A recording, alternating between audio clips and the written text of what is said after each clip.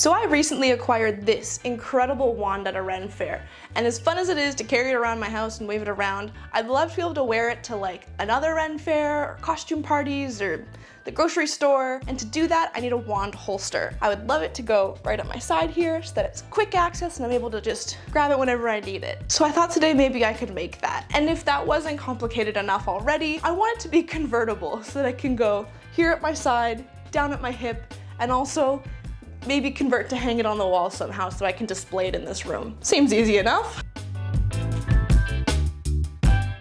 So if making a convertible wand holster didn't sound complicated enough to you, I am also going to be trying to use a brand new material, which is leather. I was walking around Michael's and spotted this giant 1-pound bag of leather remnants and thought, this will be great for a project, so I picked it up because with a coupon, it was only $7.99 Canadian, which feels like a steal. The reason I want to make this in leather is for two reasons. The first one being, I think leather's a really great sturdy material. It seems relatively easy to work with. You need a sharp knife, a good straight edge, and some confidence, and it should work out good enough. As well, I have some other ideas for really cool leatherworking projects I would love to tackle in the future, but I have no experience, so this seemed like a good project to start with and just kind of figure it out. So, with all that being said, I have no pattern. I have no real plan except for an idea and a 1-pound bag of leather. Let's open this bag, see what we have to work with, and then from there we'll draft some sort of pattern and see what we get.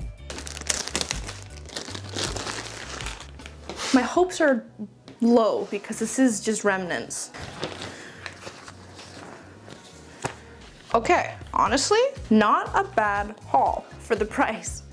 There's a lot of small pieces here that can't really be used, but it's a good assortment of colors. I was hoping, and this is probably a little naive of me, that there'd be some longer pieces. Like I think this is kind of the only, well, it's a lie. I have this one too, which is kind of long. I was kind of hoping I had some more I could make straps out of, but maybe we'll do more of like a patchwork piecemeal look. That could be fun. All right, so we have some good options here. I think our next step after looking at all of this is I'm going to roughly sketch out a pattern out of some paper and try to make it fit me enough that we can then use the leather and sort of piecemeal it all together.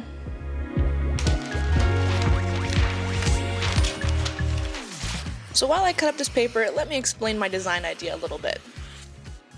When I started looking for inspiration, I found this incredible wand holster from El Marqués L'Arp on Etsy. That's probably not how you pronounce it, but we're gonna go with it. This piece is gorgeous, and I loved how wide the straps were and where the wand sheath was placed at the side. But I didn't love how the straps were fixed at angles on the back panel, only because I didn't think I'd be able to make an accurate enough pattern that would fit me properly. So I went looking for some more inspiration, and for that I found camera harnesses. This one in particular felt like a really good option because it has all these rings that attach to the back panel that allow the straps to move around and sort of self-adjust to whoever's wearing it. So it felt like a really good beginner-friendly option. I also happened to have a bunch of rings left over from my chainmail skirt hikes, so that was extra convenient to not need to buy more materials. With this in mind, I cut out nice wide 2-inch pieces that would serve as the straps in this pattern and attached them to a 4x5-inch square, I guess it's a rectangle, and just sort of taped everything in place. This let me try on the pattern and kind of tape it to myself to make sure all the measurements were correct and see if anything needed to be adjusted, if the placement of things was right, how long the straps would be. And that was the bulk of how I made this pattern, was just putting it on, taping it to myself, looking at it in the mirror and deciding, does this fit right?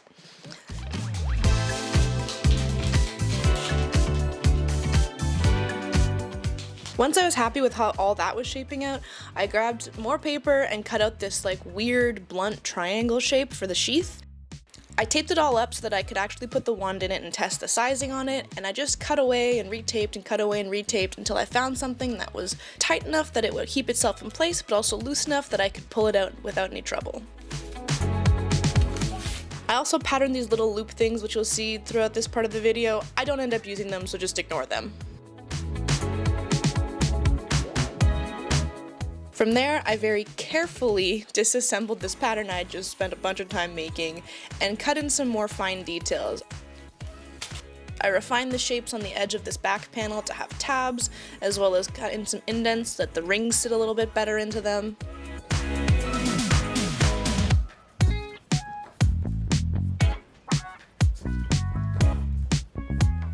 I then copied the shape onto the rest of the corners of this back piece, and then I decided if I just make this full holster out of paper, then I can almost guarantee that these pattern pieces are gonna work. So I made this pattern as detailed as possible. I added the cut lines of where the patchwork pieces are gonna be, I rounded out some corners. I also marked where the rivets were gonna go, my attachments for all of this leather, just to make sure I liked the look of everything. And once I was finally happy with the design, I cut all the pieces out and we had our templates.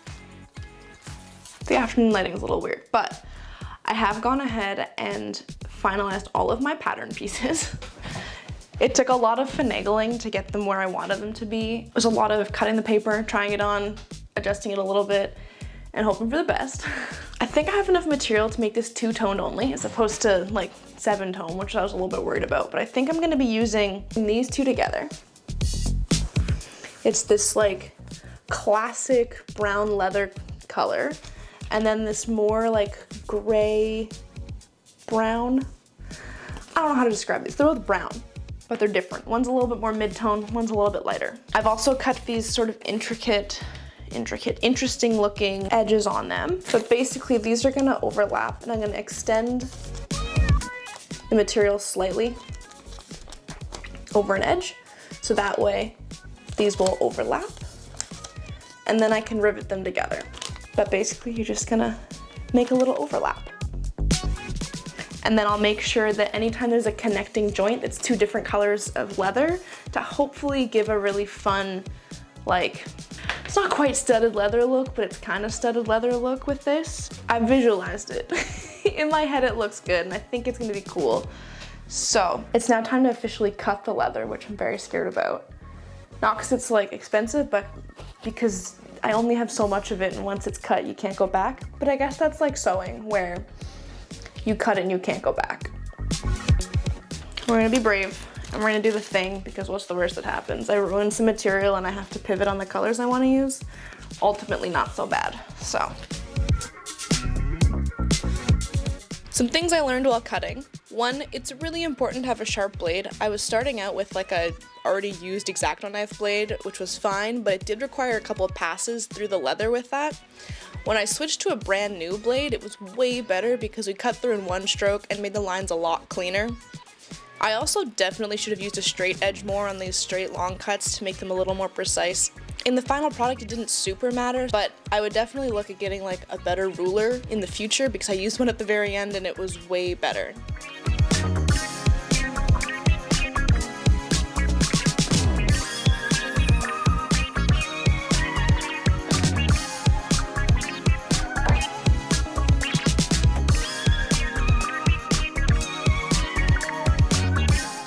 Once all my cuts are made, I started attaching everything with rivets.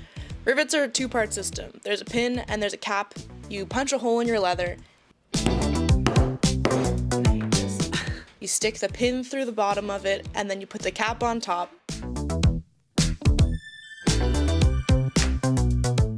And then to seal it all together, you tap it down. And you have a really strong and secure connection. I just started doing this on all of the pieces according to where I had them in my pattern, and all of my neighbors hated me because this was very loud and it took a long time.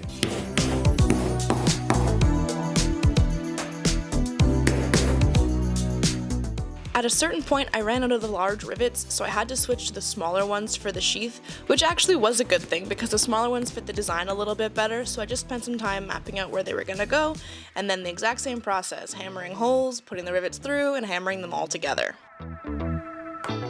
Before I closed up the sheath, I did add 2 snap buttons onto here. They go in the same way as rivets. You punch a hole, you put 2 pieces together, and you smash them together. I did this so we can have our convertible aspect of everything. One side of the button went onto the sheath, and the other side went onto the harness.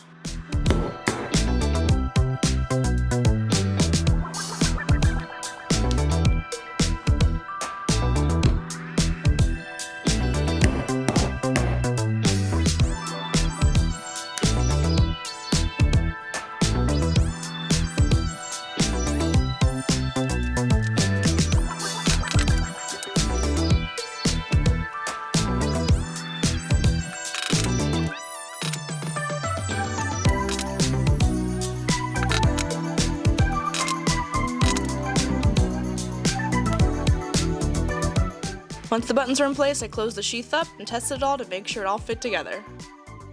I did go back in and add one more rivet here because it felt a little bit weak in the connection, but then we were finally onto the convertible part, which I stopped overthinking and just made it very simple.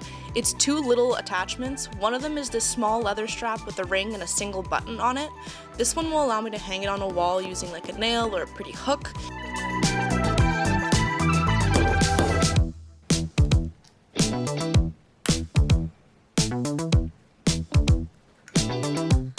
And for the other one that goes on a belt, it is a longer, slightly wider piece attached with a button and no ring so that I can just slide over a belt.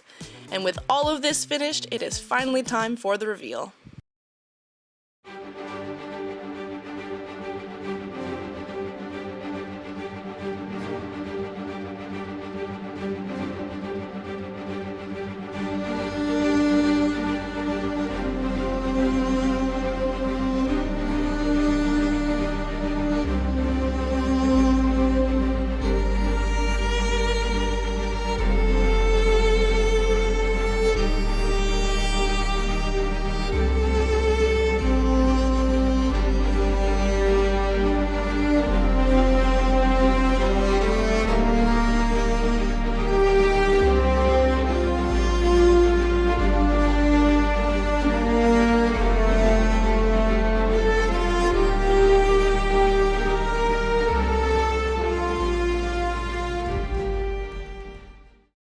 Look at how good this turned out. I don't know if you're impressed, but I'm impressed with myself. Because for having never worked with leather and not using a pattern, this turned out freaking awesome. There is like a little bit of a wonky fit issue here now because I added that extra rivet that I didn't initially put into my pattern, but like it's so small, it doesn't even matter. It works so well. The snaps were such a simple way to add a convertible aspect to this. I spent so long overthinking it and like coming up with all the different attachment points and ways to do it so it all worked together, and like sometimes the simplest method is the best method because these two little pieces make a world of difference in how much I can wear this wand sheath. I am so happy. It is so good. If you enjoyed watching this video, let me know. Leave a comment, tell me what you thought of it, leave a like. I love seeing all of your feedback and hearing from all of you. And if you had a very fun time, consider subscribing. I make new content like this every week. Well, it's not exactly like this. We do a bunch of stuff all the time of varying topics, but you know, you get the gist. And with that, I'll see you guys next time.